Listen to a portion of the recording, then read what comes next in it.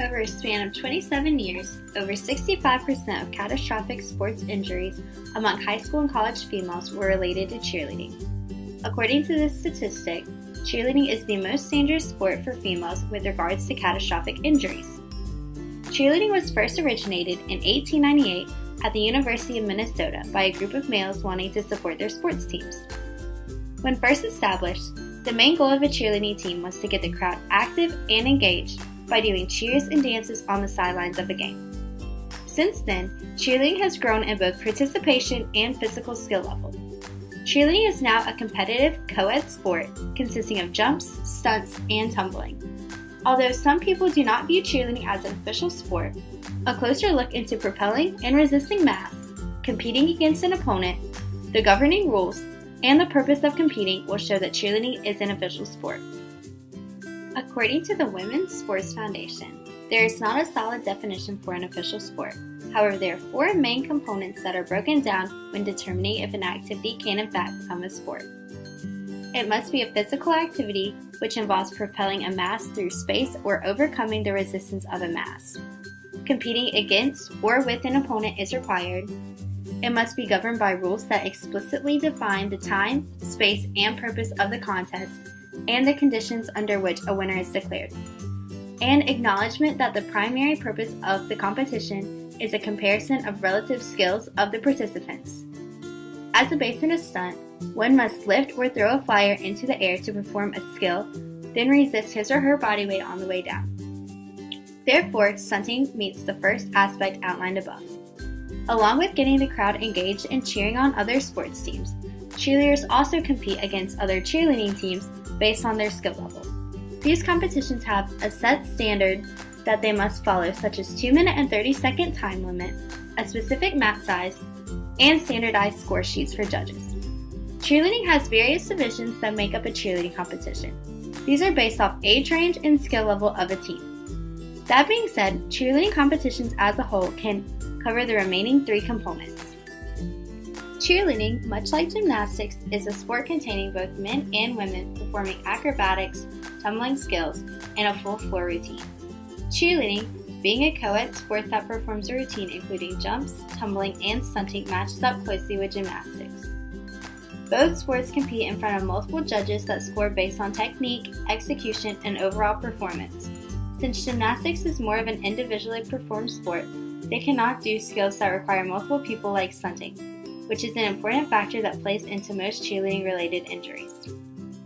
The United States Sports Academy states, cheerleader falls from a gymnastic-type stunts have been reported to have greater impact than being tackled by a professional football player. Although cheerleading is closely tied to sports like gymnastics on a skill-based level, cheerleading can also be compared to high-contact sports when looking at the risk involved during performance. Cheerleading is ranked number 1 for female sports and number 2 for all sports in leading catastrophic injuries, right behind the number 1 ranked sport, football. Both skill level and injury statistics show that cheerleading is at the same level of intensity as other official recognized sports. Cheerleaders spend multiple years practicing and training to become successful at what they are trying to do. Cheerleaders are certainly not made overnight. They have to build up their bodies in order to perform at such high level and ensure safety precautions while doing so. Hughes makes the statement, these performance elements require strength, stamina, balance, and timing, all clear athletic qualities. Since cheerleading requires such physical exertion, these men and women must spend time working as a team as well as working alone to build up their body strength. Hughes also continues to say, collegiate cheerleaders spend the same amount of time practicing and working out as other varsity sports on a collegiate level.